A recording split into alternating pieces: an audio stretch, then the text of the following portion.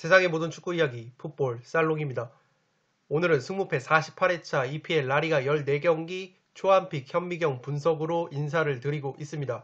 앞서 업로드해드린 1부에 이어 2부를 바로 시작해 보도록 하겠습니다. 제가 1부 자막에도 넣어드렸듯이 현미경 분석이 워낙 방대한 자료를 담고 있다 보니까 시간적인 여유가 없으신 분들은 유튜브 화면을 터치하시고 전 모양의 설정 버튼을 누르시면 재생 속도를 설정을 하실 수 있습니다. 재생 속도를 1.25배 정도로 빠르게 돌려도 제 목소리를 듣는데 전혀 지장이 없으시기 때문에 시간적인 여유가 없으신 분들은 재생 속도를 1.25배로 해 두시고 현미경 분석을 따라오시면 되겠습니다.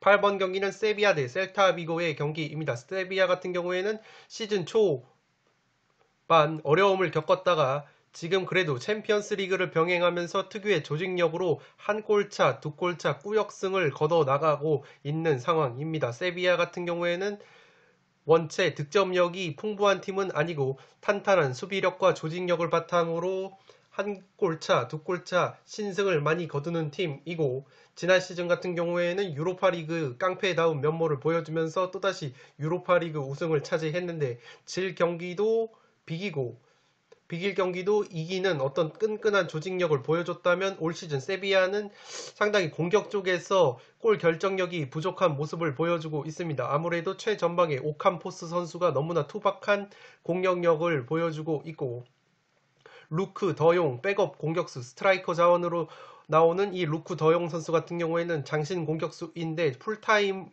용은 아니고 백업으로 나와서 굵직굵직한 경기들에는 그래도 골을 넣어주고 있는데 라리가 경기에서는 득점포가 두 골밖에 없는 것이 현실입니다. 또한 엔 네시리 선수가 그래도 챔피언스 리그와 A매치에서 이번 A매치에서도 하킴 지에우 선수죠. 첼시의 하킴 지에우 선수와 함께 모로코 대표팀에 소집이 돼서 그래도 A매치에서도 골맛을 보는 등 지금 벤치에서 시작하는 엔 네시리 선수가 그래도 괜찮은 득점포를 가동하고 있는 것이 그래도 희망적인 부분이라고 보시면 되겠습니다. 올 시즌 세비야 같은 경우에는 모든 대회 5경기 3승 2패로 2연승을 달리면서 그래도 분위기 반전에 성공을 했습니다. 직전 오사수나와의 홈경기에서는 1대0 신승 오캄포스 선수의 페널티킥 골로 겨우 이겼는데 해당 경기도 오캄포스 선수가 처음에 페널티킥을 실축을 했다가 골키퍼가 골라인을 먼저 킥하기 전에 넘었다는 이유로 다시 차서 겨우 결승골을 기록했던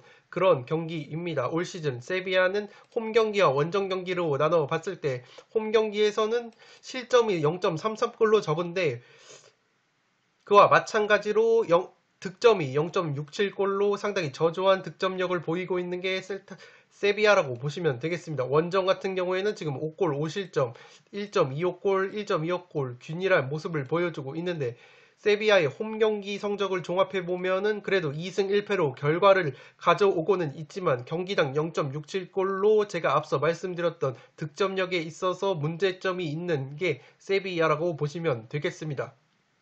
세비야가 올 시즌 7골밖에 넣지 못했는데 그 중에서 3골이 무려 43%의 비중이 후반 막판에 터졌고 2골 29%가 전반 극초반에 터졌습니다. 따라서 세비야의 공격 패턴을 정리를 하면 전반 극초반에 상당히 몰아치는 모습을 보여주고 있고 경기 막판에도 몰아치는 모습을 보여주고 있다. 따라서 세비야가 셀타비고를 상대로 전반 초반에 기선을 제압하거나 아니면 후반 막판까지 집중력을 유지를 한다면 한 골차 혹은 두 골차 신승까지도 바라볼 수 있지 않을까 생각이 됩니다. 세비야가 후반 막판 그리고 전반 극초반에 공격력이 살아난다면 반대로 셀타비고의 수비를 살펴봤을 때 수비가 전 구간 고르게 좋지 않습니다.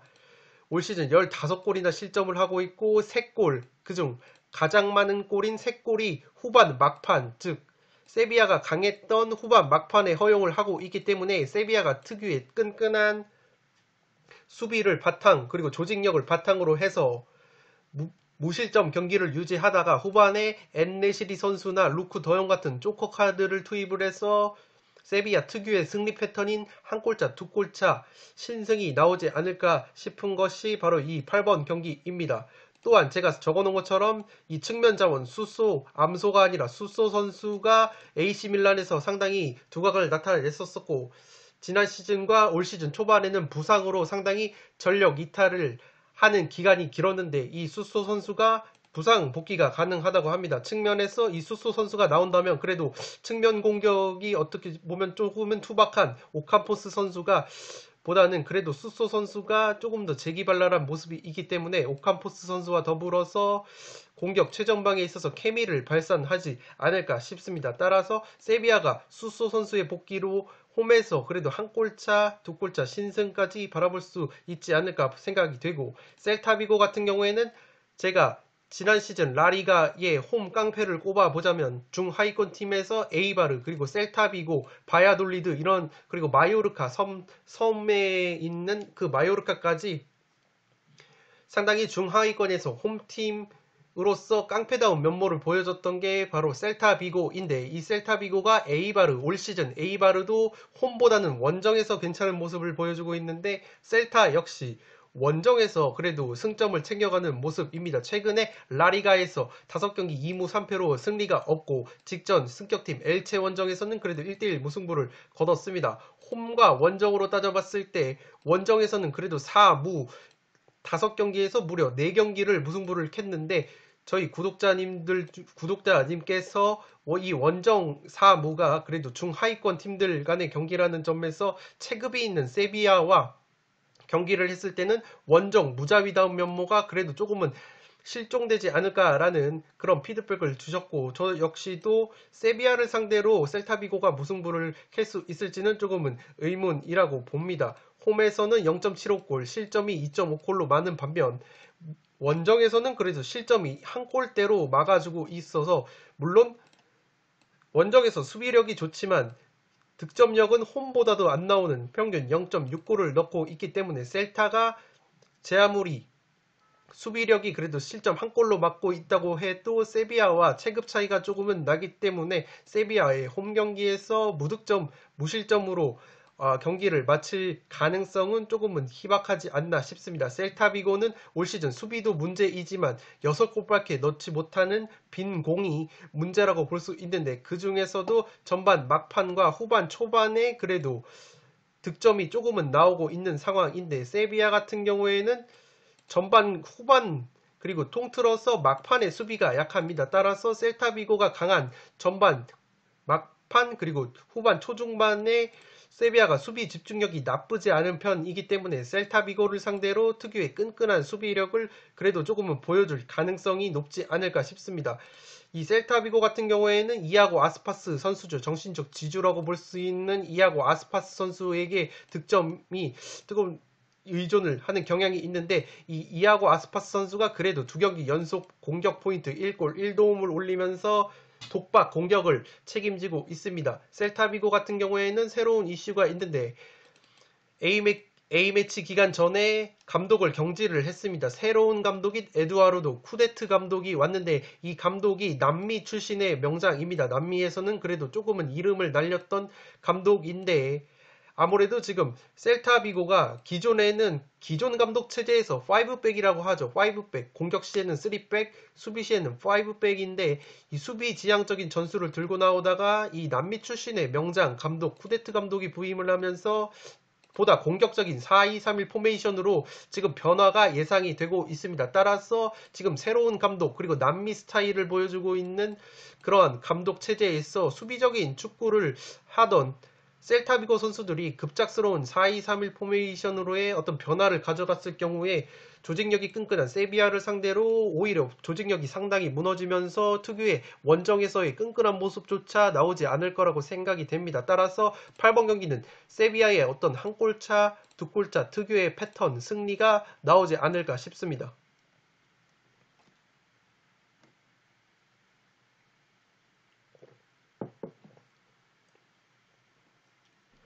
네, 9번 경기는 아틀레티코 마드리드 대 FC 바르셀로나의 경기입니다. 이 경기 같은 경우에는 제가 일부 서두에서 말씀드린 것처럼 47회차 1등 당첨금이 2월된 만큼 풋볼살롱 역시 이번 회차에 어떤 적중의 4월을 걸기 위해서 풀 베팅까지도 고려를 하고 있다고 말씀을 드렸고 그래서 제가 만약에 풀 배팅을 할 경우에는 승무패로 모두 선택을 해서 지우려고 하는 경기가 이 아틀레티코와 바르셀로나의 경기라고 보시면 되겠습니다. 기본적으로는 저는 아틀레티코 사이드가 조금은 유력하다고 보는 게 FC 바르셀로나가 올 시즌 리그에서 로날드 쿠만 감독 체제에서 플랜 A와 조직력이 정비되지 못한 모습을 보이면서 8위로 처져 있습니다. 더욱이 지금 바르셀로나의 리오넬 메시 선수가 그래도 리그에서도 살아난 모습인데 이 메시 선수 역시 월드컵 남미 예선을 치르고 돌아오기 때문에 상당히 체력적으로 문제가 많을 것 같고, 그리즈만 선수 역시 프랑스에서 대표팀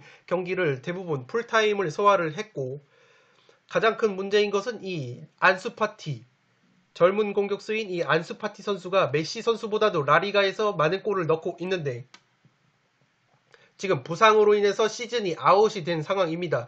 따라서 지금 라리가에서 공격을 책임졌던 이 안수파티 선수가 빠져 있고, 더욱이 스페인의 베테랑 미드필더인 부스케츠 선수가 지금 바르셀로나에서도 주전으로 모두 선발로 소화했던 선수인데 스페인 대표팀에서 A매치 기간 부상을 당했기 때문에 안수파티와 부스케츠가 나오지 못하는 상황에서 라리가 23경기 무패를 달리고 있는 아틀레티코 마드리드가 를 상대로 좋은 경기를 펼칠 것이라고는 그림이 그려지지가 않습니다. AT 마드리드 같은 경우에는 더욱이 홈에서는 극강의 모습을 보여주고 있는데 올 시즌 리그 홈 경기에서 3승 1무 12골을 넣었는데 실점은 단 한 골밖에 없는 아주 극강의 모습을 보여주고 있습니다. 올 시즌 실점이 단 2골밖에 없습니다.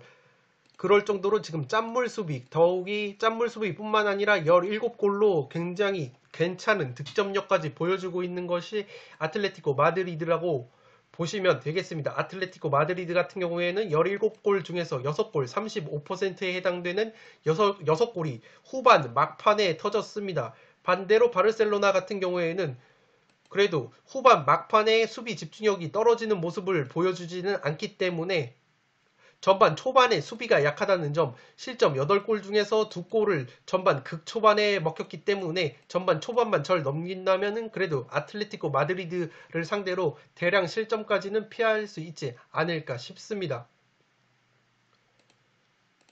그렇지만 아틀레티코 마드리드가 6골을 후반 막판에 넣었지만 3골을 전반 극초반에 넣은 경험이 있기 때문에 아틀레티코 마드리드를 상대로 바르셀로나가 전반 초반 수비가 약하기 때문에 전반 초반에 어떤 방심을 하게 된다면 충분히 아틀레티코 마드리드를 상대로 선제 실점을 이른 시간에 내주면서 끌려가는 경기를 할 수 있지 않을까도 생각이 됩니다. 아틀레티코 마드리드의 핵심 공격수인 수아레즈 선수가 A매치 기간에 코로나19 양성이 떴기 때문에, 그리고 미드필더 자원인 토레이라 선수도 코로나19 양성 반응을 보여서 이 두 선수, 특히 수아레즈 선수의 바르셀로나 출전 여부가 상당히 중요할 것 같고, 수아레즈 선수의 출전 여부는 제가 최종픽 내일 오전에 공유드릴 최종픽 에서 확실하게 말씀을 드리도록 하겠습니다.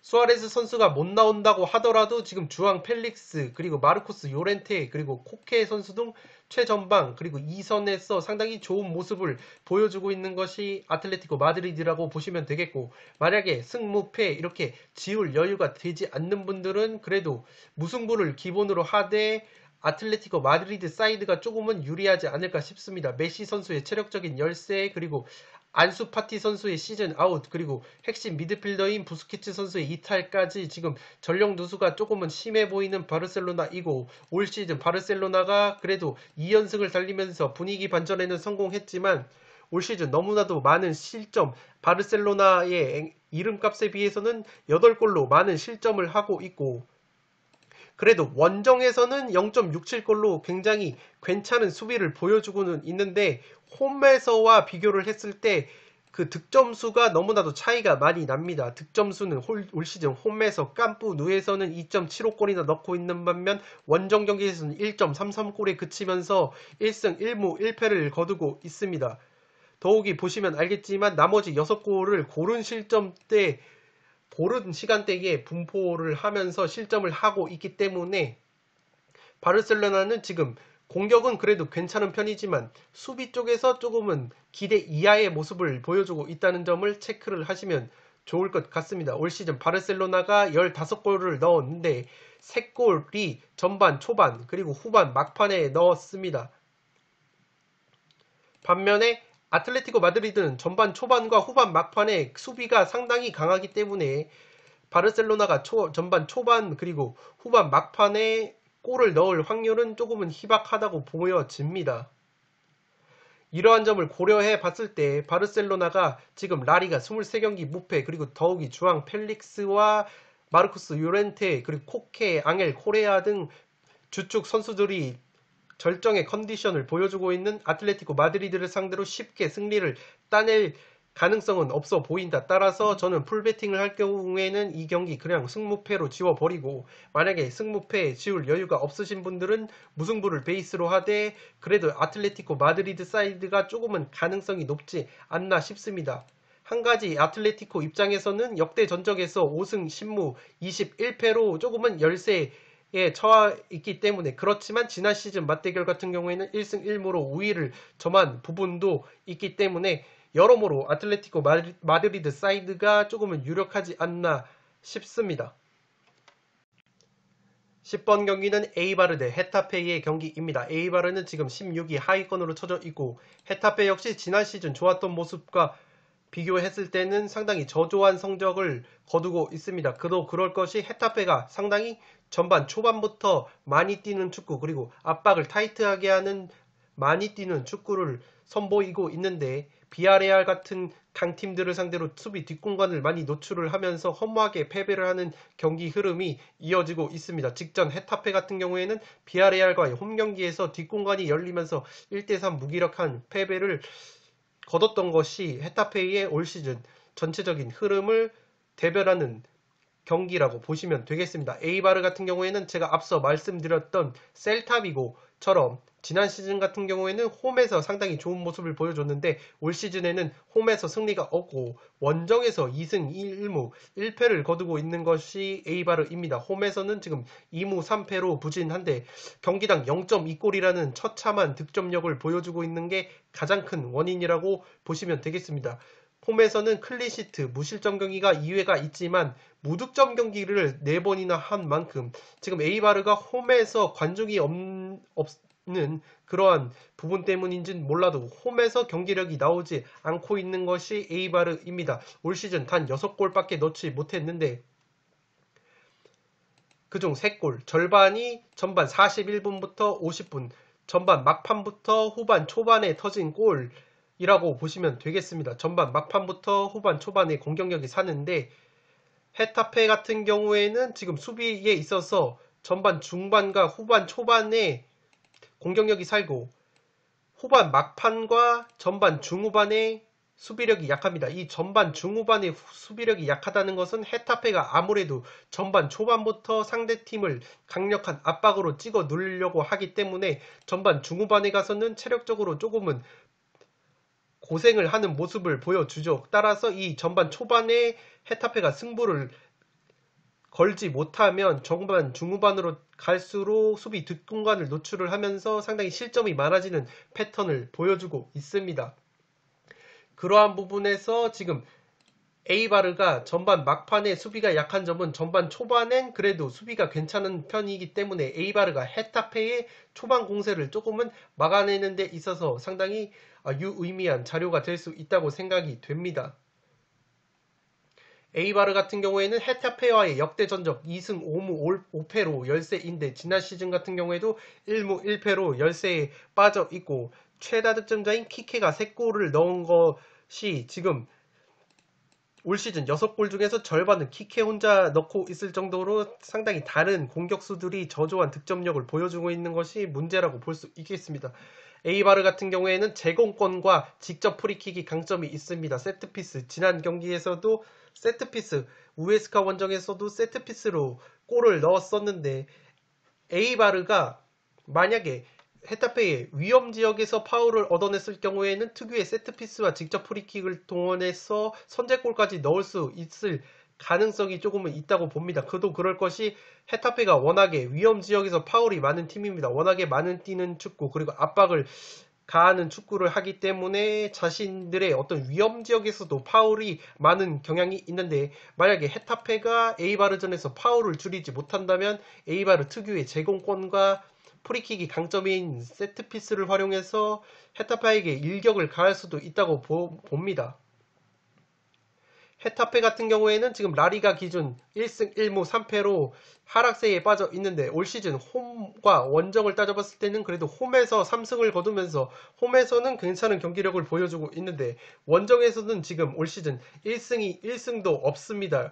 특히 원정에서는 0.67골로 상당히 빈공, 저조한 득점력을 보여주고 있는 것이 가장 큰 문제인데 올 시즌 8골을 득점했는데 전반 초반 그리고 후반 초반에 골을 넣고 있습니다. 그러한 측면에서 봤을 때 헤타페는 실점 부분에 있어서 지금 후반 막판에 많은 골을 허용하고 있는데 후반 막판에 아무래도 많은 골을 허용하고 있는 것은 헤타페가 많이 뛰는 축구, 압박 축구를 하기 때문에 후반 막판에 체력이 급격하게 소진되면서 수비 뒷공간이나 측면 공간을 노출을 해서 실점을 많이 하는 것으로 해석이 됩니다. 또한 지난 시즌 포함 라리가 원정에서 9경기 정도가 승리가 없는 것으로 제가 파악을 했고 따라서 원정만 가면 약해지는 게 헤타페라고 보시면 되겠습니다. 그럼에도 불구하고 제가 헤타페 승을 본 것은 일단 폴더를 아끼기 위함인데 제가 말씀드렸던 것처럼 두 팀이 지금 에이바르 같은 경우에는 홈에서 승리가 없고 헤타페 같은 경우에는 원정에서 승리가 없기 때문에 기본적으로 무승부 사이드도 보시면 괜찮을 것 같고 그렇지만 다만 헤타페가 그래도 많이 뛰는 축구를 하기 때문에 A매치 기간에 충분한 휴식을 취했다면 헤타페 특유의 어떤 압박 축구와 많이 뛰는 축구가 에이바르를 상대로 상당히 효과를 거둘 가능성이 높다고 보여집니다. 더욱이 헤타페가 약점을 보이는 팀이 카운터 어택, 역습이 좋은 팀인데 에이바르가 그렇게까지 역습이 좋은 팀이라고 보기에는 어렵기 때문에 헤타페가 약점인 수비 뒷공간을 공략당할 여지도 상당히 적어 보이긴 합니다. 그러한 측면을 고려해봤을 때 충분한 휴식을 취한 헤타페가 그래도 에이바르보다는 승리 가능성이 조금은 더 높을 것 같아서 저는 과감하게 일단은 정배 사이드인 헤타페 승리를 보려고 하고 마음 같아서는 제가 최종픽에서 투포를 잡아서 무승부까지도 조금은 바라볼 수 있지 않을까 싶은 것이 이 10번 경기입니다. 따라서 최종픽에서 이 10번 경기를 상당히 주목을 해주시면 픽에 도움이 상당히 되실 거라고 생각이 됩니다.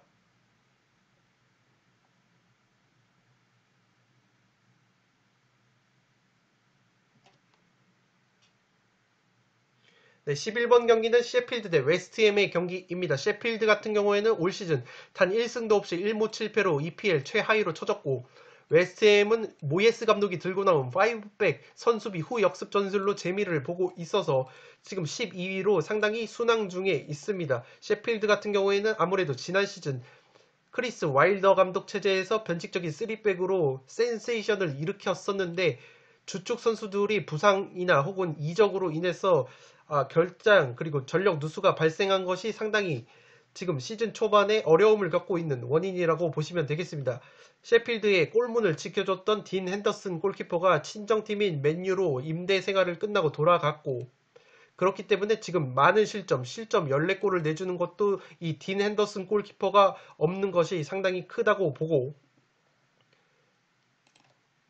수비수인 이간 선수와 공격 쪽의 플렉과 수비수 오코넬 선수가 주축 선수들이죠. 지난 시즌에 상당히 셰필드의 변칙적인 3백을 이끌었던 이간, 플렉, 오코넬 이런 선수들이 지금 부상으로 불투명하고 이탈이 된 상황이기 때문에 시즌 초반에 상당히 셰필드 특유의 조직력이 발휘되지 않고 있습니다. EPL 5경기 기준으로 1무 4패 3연패에 빠져 있고 직전 첼시 원정에서는 1대4로 대패를 하면서 너무나도 안 좋은 흐름인 것이 셰필드라고 보시면 되겠습니다. 셰필드의 어떤 문제점은 14골, 실점을 14골이나 내준 수비력도 문제이지만 올 시즌 단 4골밖에 넣지 못한 공격력이라고 보시면 되겠습니다. 특히 홈에서는 지금 경기당 0.25골로 처참한 공격력을 보여주고 있는 것이 셰필드 유나이티드이고 실점은 그래도 원정보다는 적게 하고 있지만 평균 한 골도 넣지 못하는 이 공격력 때문에 1승도 거두지 못하고 있는 것이 셰필드라고 보시면 되겠습니다. 최다 골 득점자가 맥 골드릭 선수인데 2골에 그치고 있고 이러한 빈공을 해결하기 위해서 리버풀에서 야심차게 영입한 이 리안 브루스터 선수가 지금 21세 이하 잉글랜드 대표팀에서 부상으로 그 아웃이 돼서 이번 웨스트햄전에 출전이 불투명한 상황이기 때문에 가뜩이나 지금 공격력이 안 나오는 상황에서 백업 자원인 브루스터 선수까지 이탈이 유력한 상황이기 때문에 셰필드의 어떤 저조한 득점력이 웨스트햄을 상대로도 이어가는 흐름이 나오지 않을까 싶습니다. 반대로 웨스트햄 같은 경우에는 지금 2승 2무 1패로 상승세인데 이 2연속 무승부가 토트넘, 맨시티라는 대열을 잡았던 경기이죠.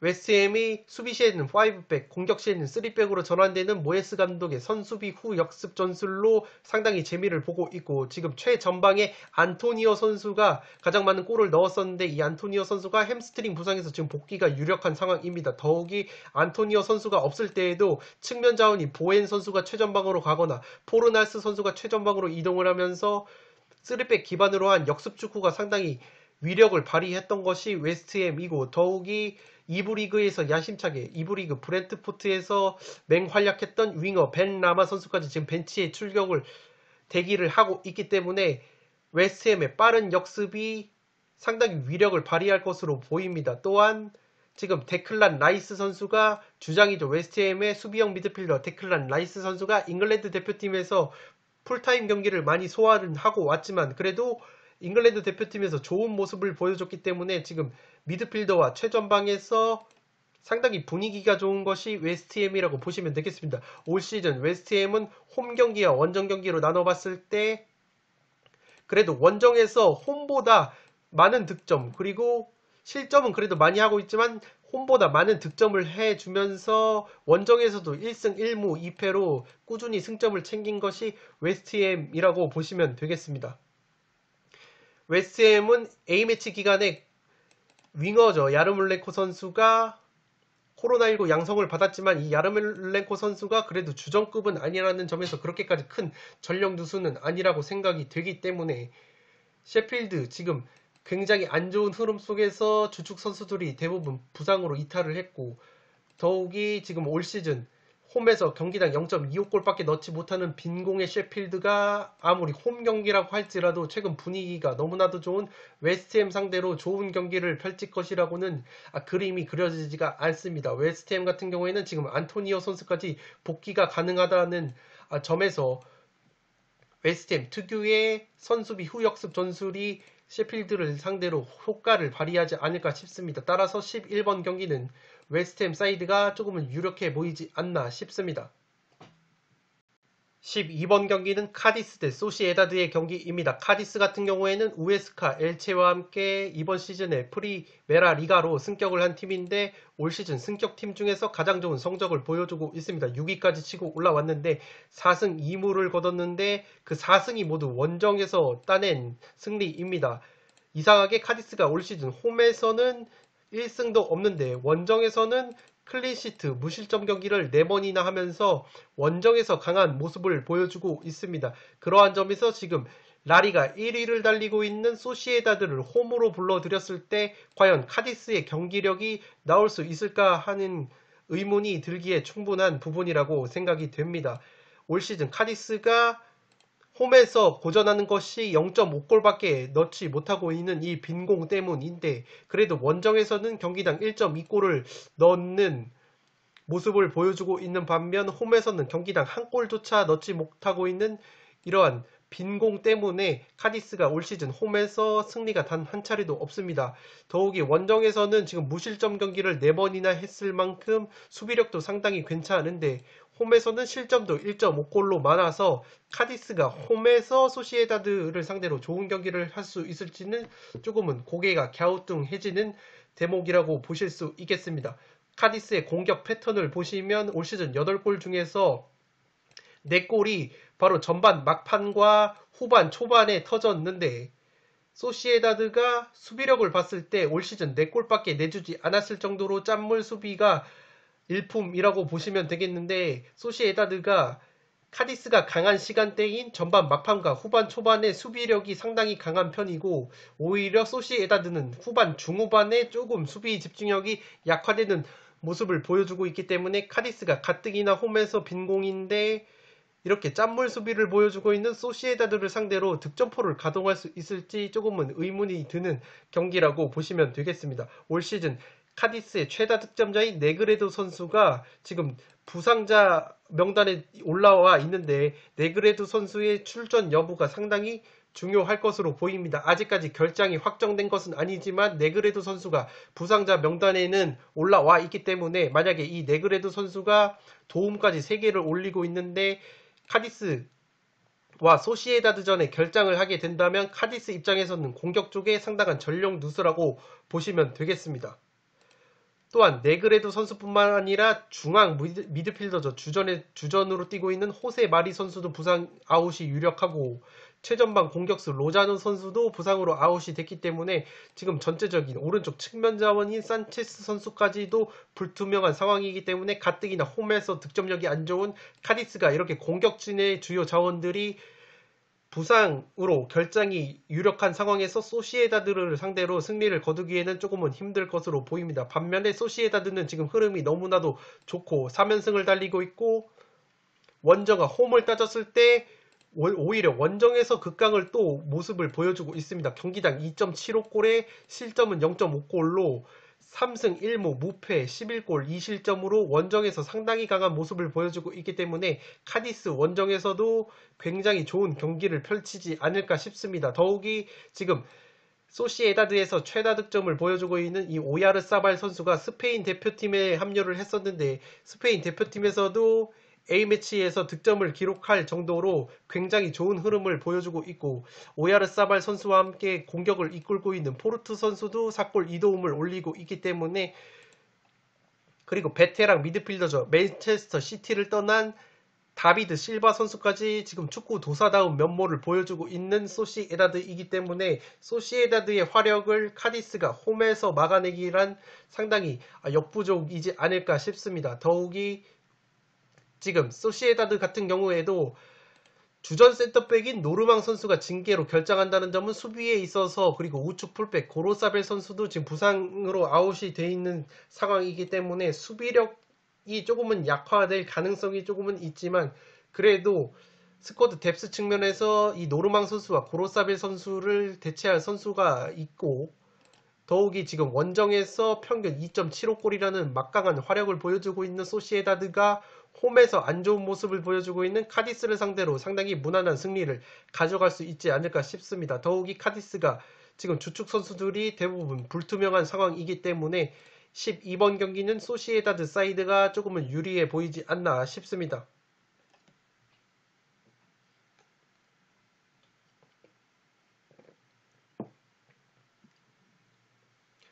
네, 13번 경기는 리즈 대 아스날의 경기인데 두 팀 모두 A매치 기간에 그래도 선수 차출이 조금 있었습니다. 리즈 같은 경우에도 의외로 많은 선수들이 A매치에 차출이 됐는데 리즈 같은 경우에는 주전 센터픽인 로빈 코우 선수가 독일 대표팀으로 지금 우크라이나전 그리고 스페인전을 풀타임을 소화를 했습니다. 또한 로빈 코우 선수뿐만 아니라 주전 센터백 코우 선수와 주전 센터백으로 활약하고 있는 쿠퍼 선수도 스코틀랜드 대표팀으로 합류를 해서 A매치를 소화를 했고 주전 왼쪽 풀백인 스튜어트 델러스 선수도 북아일랜드 대표팀 경기를 소화를 하고 왔습니다. 그리고 주전 미드필더인 클리츠 선수도 친선전을 소화를 하고 왔기 때문에 리즈 같은 경우에는 전체적으로 수비와 미드필더 쪽에서 체력 누수가 조금은 있을 거라고 보입니다. 리즈 같은 경우에는 아무래도 많이 뛰는 축구, 압박 축구를 하기 때문에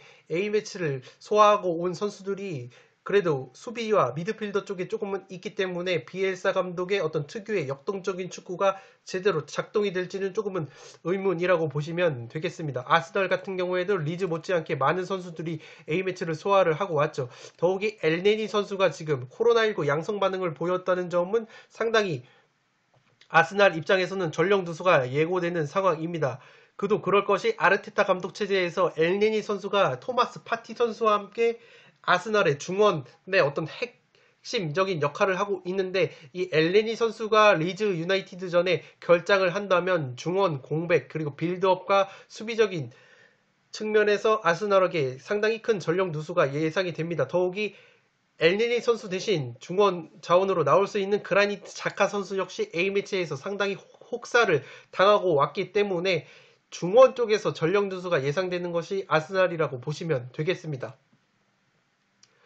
리즈 같은 경우에는 지금 EPL 5경기 기준으로 2연패를 당하고 있고 직전 팰리스 원정에서 4대1, 1대4 완패를 당했습니다. 제가 이 경기를 승무패 당시에 분석을 해드렸을 때 팰리스 사이드가 유력한 것이 구조적으로 리즈 유나이티드가 헤타페 느낌처럼 압박을 하는 축구 그리고 많이 뛰는 축구를 하기 때문에 이렇게 엉덩이를 뒤로 빼고 선수비 후 역습을 하는 팰리스 같은 팀을 상대로 오히려 고전을 할 가능성이 많다고 말씀을 드렸었죠. 그래서 1대4 완패를 당했는데 그래도 A매치 기간에 수비와 미드필더 쪽에서는 많은 선수들이 A매치를 갔다 왔지만 최전방 공격 쪽에서는 그래도 A매치 차출 선수가 그렇게 많지 않았기 때문에 전방에서의 압박은 그래도 리즈 유나이티드가 상당히 강하게 걸 수 있지 않을까 싶은 게 이 13번 경기입니다.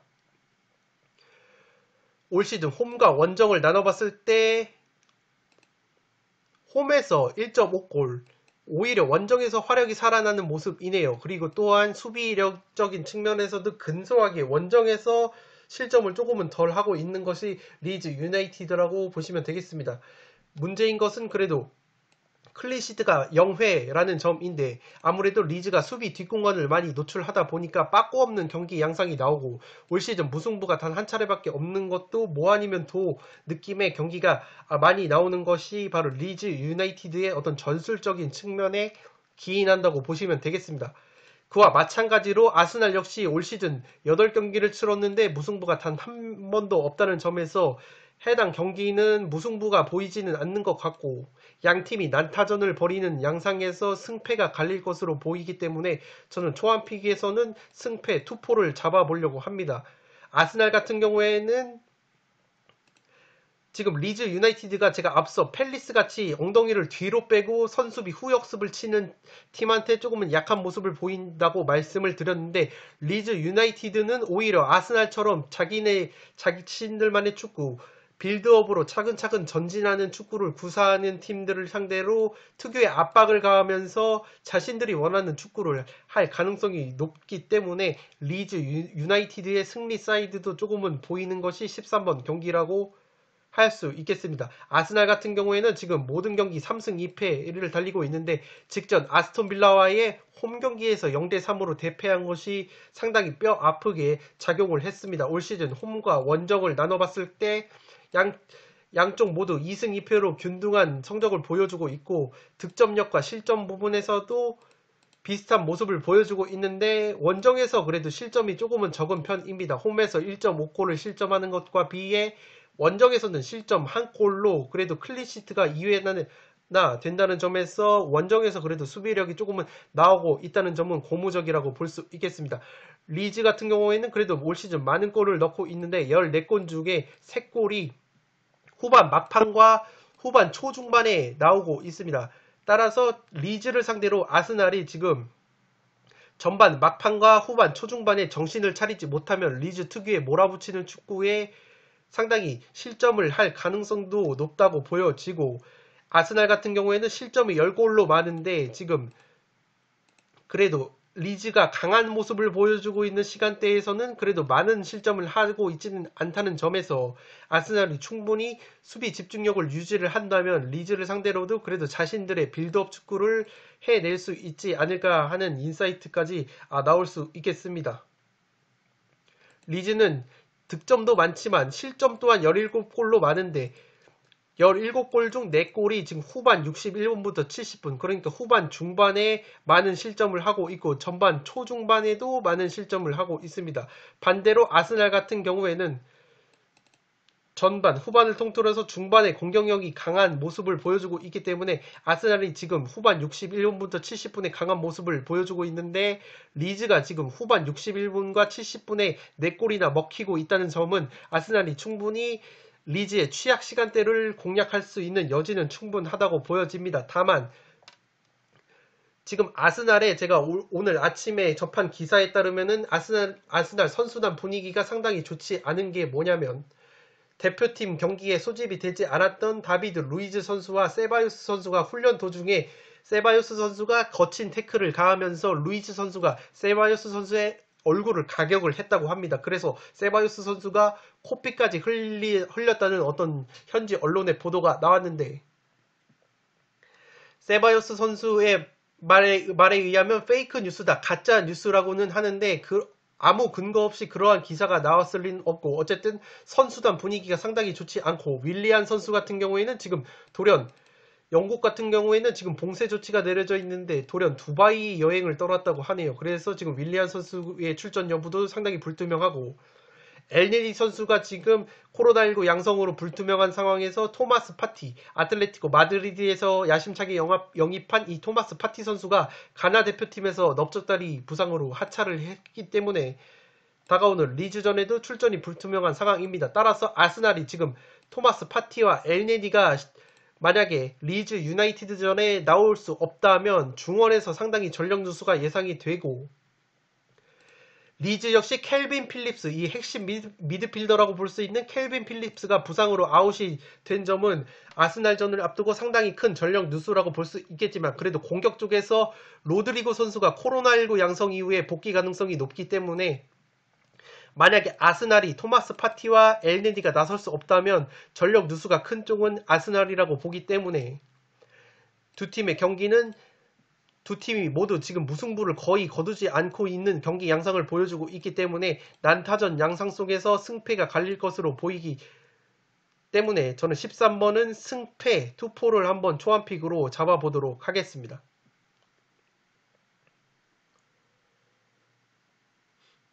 네, 14번 경기는 알라베스 대 발렌시아의 경기입니다. 이 경기 같은 경우에는 저는 베이스를 기본적으로 무승부를 잡고 좀 더 저울질을 한 다음에 폴더에 여유가 생길 경우에는 발렌시아의 승리 사이드까지 한번 가져가 보려고 합니다. 알라베스 같은 경우에는 지금 라리가 2승 2무 1패로 상당히 괜찮은 흐름을 보여주고 있는데 2연속 무승부를 거두고 있습니다. 직전 레반테 원정에서는 1대1로 무승부를 거두면서 원정에서도 승점을 챙기는 저력을 보여줬습니다.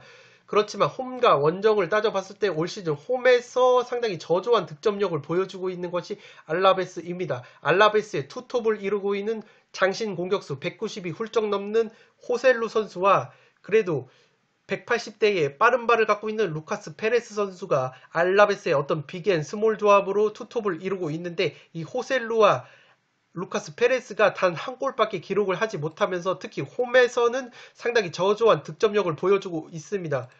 홈에서는 그래도 실점이 0.8골로 졌기 때문에 알라베스는 홈에서 득점력보다는 짠물 수비에 의존을 해서 무승부 혹은 꾸역승을 거두는 패턴을 보여주고 있습니다. 올 시즌 홈에서는 그래서 무실점 경기가 2번이나 되는 등 홈에서는 수비력이 상당히 괜찮은 것이 알라베스입니다. 다만 제가 말씀드렸던 것처럼 빅앤 스몰 조합, 투톱, 호셀루와 루카스 페레스의 득점력이 상당히 저조하기 때문에 발렌시아를 상대로 그렇게까지 많은 골을 기대하기에는 어렵지 않나 싶습니다. 올 시즌 7골을 넣었는데 2골이 전반 막판에 넣었습니다. 발렌시아의 수비를 보시면 전반 막판에는 그래도 수비 집중력을 유지하고 있다는 점에서 전반 막판에 발렌시아가 수비 집중력이 떨어지면서 알라베스에게 실점을 하는 모습은 그려지지가 않습니다. 반대로 알라베스는 홈에서 짠물 수비를 보여주고 있는 것과 반면에 원정에서 6실점을 하고 있는데 실점이 지금 후반 막판에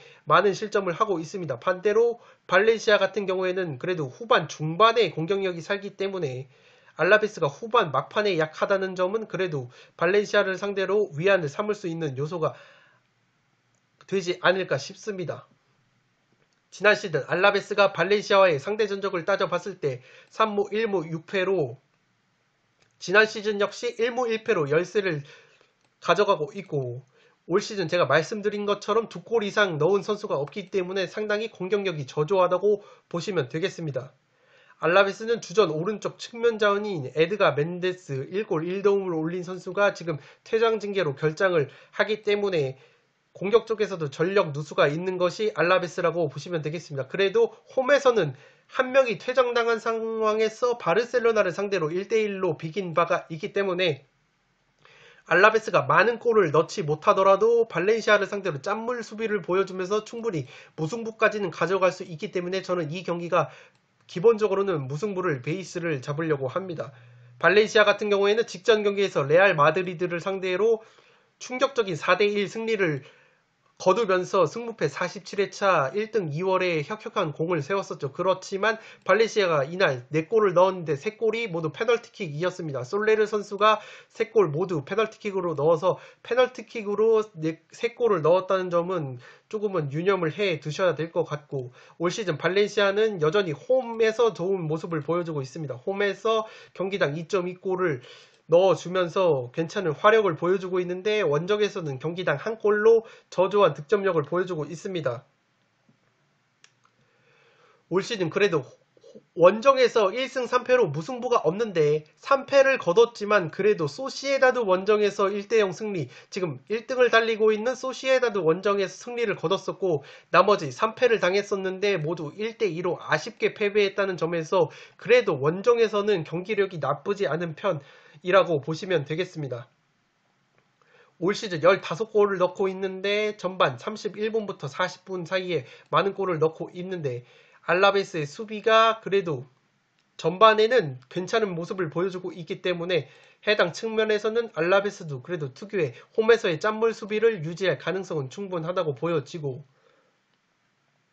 앞서 말씀드렸던 것처럼 발렌시아의 최다 득점자는 솔레르 선수, 레알전에서 3골을 페널티킥으로 추가하면서 4골을 넣었고, 막시 고메즈 선수, 그리고 최다 도움에는 우리나라의 이강인 선수가 3개의 어시스트를 보여주면서 최다 도움을 기록하고 있습니다.